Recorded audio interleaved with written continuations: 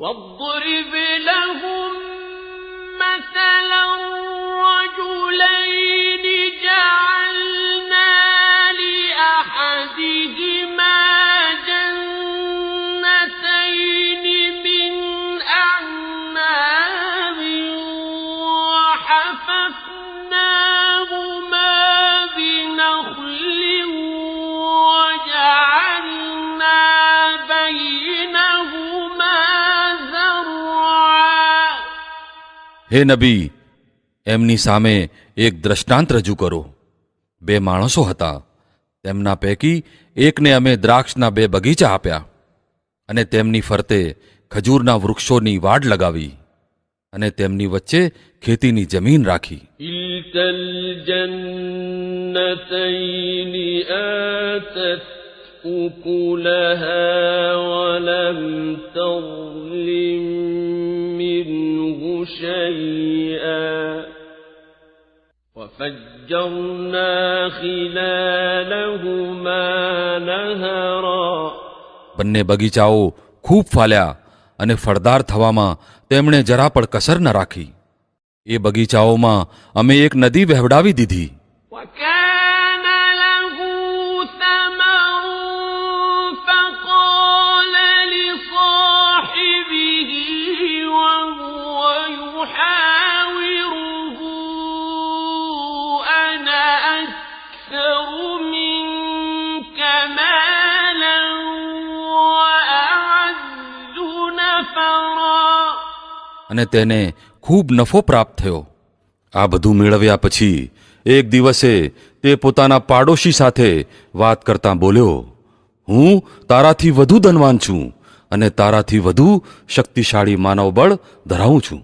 ودخل جنته وهو ظالم لنفسه قال ما أظن أن تبيد هذه أبدا. પછી તે પોતાના બગીચામાં દાખલ થયો અને પોતાની જાત માટે જુલ્મી થઈને કહેવા લાગ્યો, હું નથી ધારતો કે આ ધન ક્યારેય નાશ પામશે. وما أظن الساعة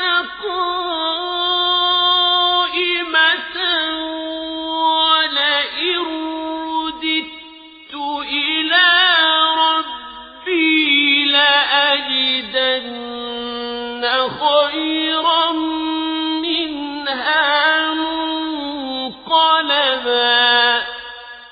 અને મને આશા નથી કે કયામતની ઘડી ક્યારેય આવશે. આમ છતાં જો ક્યારેય મને મારા રબ તરફ પાછો લઈ જવામાં પણ આવ્યો તો ચોક્કસ આનાથી પણ વધુ ભવ્ય સ્થાન પામીશ. قال له صاحبه وهو يحاوره أكفرت بالذي خلقك من تراب ثم من نطفة ثم سواك رجلا. તેના પાડોશીએ તેની સાથે વાત કરતાં તેને કહ્યું, શું તું કુફર કરે છે એ હસ્તી સાથે જેણે તને માટીમાંથી અને પછી વીર્યથી પેદા કર્યો અને તને એક સંપૂર્ણ માનવી બનાવી ઊભો કર્યો. لكنه الله ربي ولا أشرك بربي أحدا. રહ્યો હું તો મારો રબ તો તે જ અલ્લાહ છે અને હું તેની સાથે કોઈને ભાગીદાર બનાવતો નથી. ولولا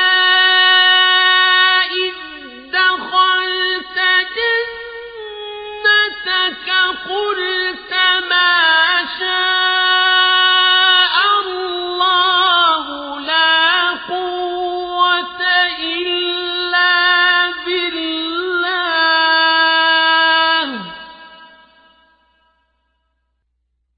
إن ترني أنا أقل منك مالا وولدا.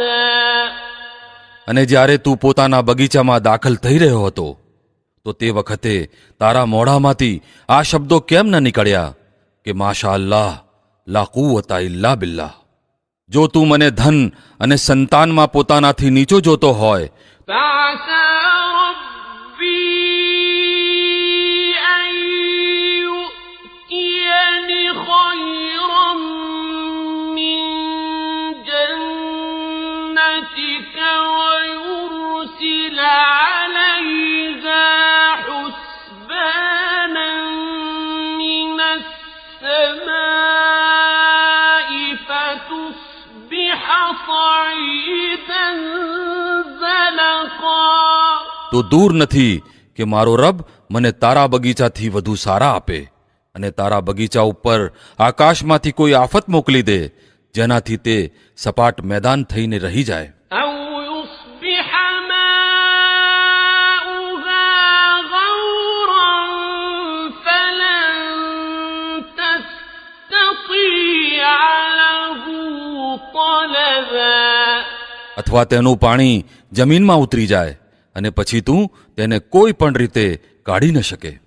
وأحيط بثمره فأصبح يقلب كفيه على ما أنفق فيها وهي خاوية على عروشها فأصبح يقلب كفيه على ما أنفق فيها وهي خاوية على عروشها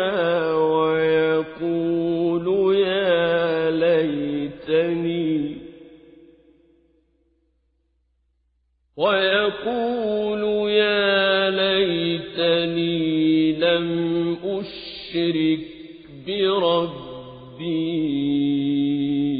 أحدا.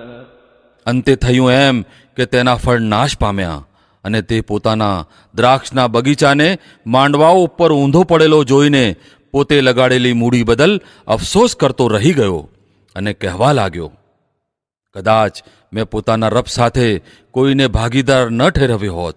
ولم تكن له فئة